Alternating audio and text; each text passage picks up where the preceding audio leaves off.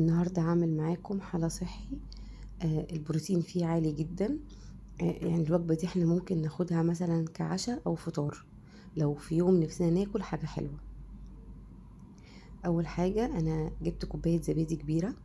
لو مش متوفر عندك الزبادي العلبة الكبيرة هنجيب علبتين صغيرين،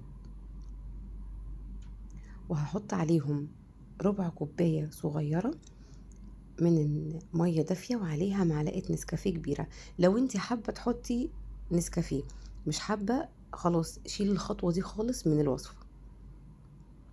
هحط معلقة واحدة كريم شانتيه خام. لو مش متوفر عندك كريم شانتيه خام هنحط عادي اللي هو بسكر، بس هنكتفي بالسكر اللي في الكريم شانتيه عشان ما تبقاش الوصفة فيها سعرات حرارية عالية. وحطيت معلقة صغيرة كاكاو خام. هنا احنا هنحلي بعسل او سكر ستيفيا، كده الوصفة ما فيهاش اي سكر. هحط عسل معلقة او هحط ظرف سكر ستيفيا. هقلب المكونات دي كلها مع بعض مضرب يدوي او مضرب كهربائي. الخليط لما اتضرب كويس بقى عامل كأنك عاملة كريمة، بس طبعا دي مش كريمة، احنا حاطين معلقة واحدة. والكريمة الشانتيه اللي هي الخام سعراتها قليلة جدا، بس لو بالسكر كده هنستكفي بس بالسكر اللي في الايه الكريمه.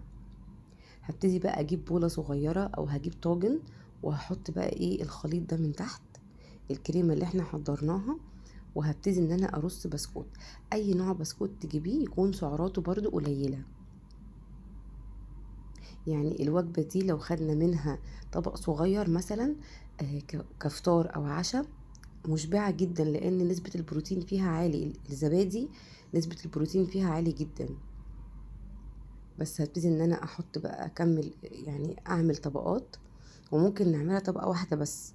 لو طبق واحد مثلا اللي هياكل فرد واحد هنعمل بسكوت من تحت ونحط الكريمة اللي احنا حضرناها من فوق.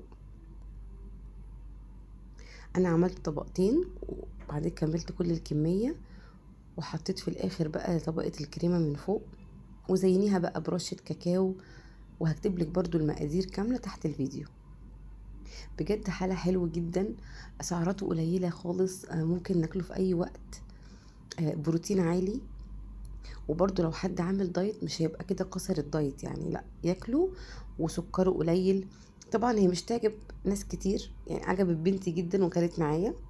الباقي ما عجبوش في البيت عشان مش مسكرة.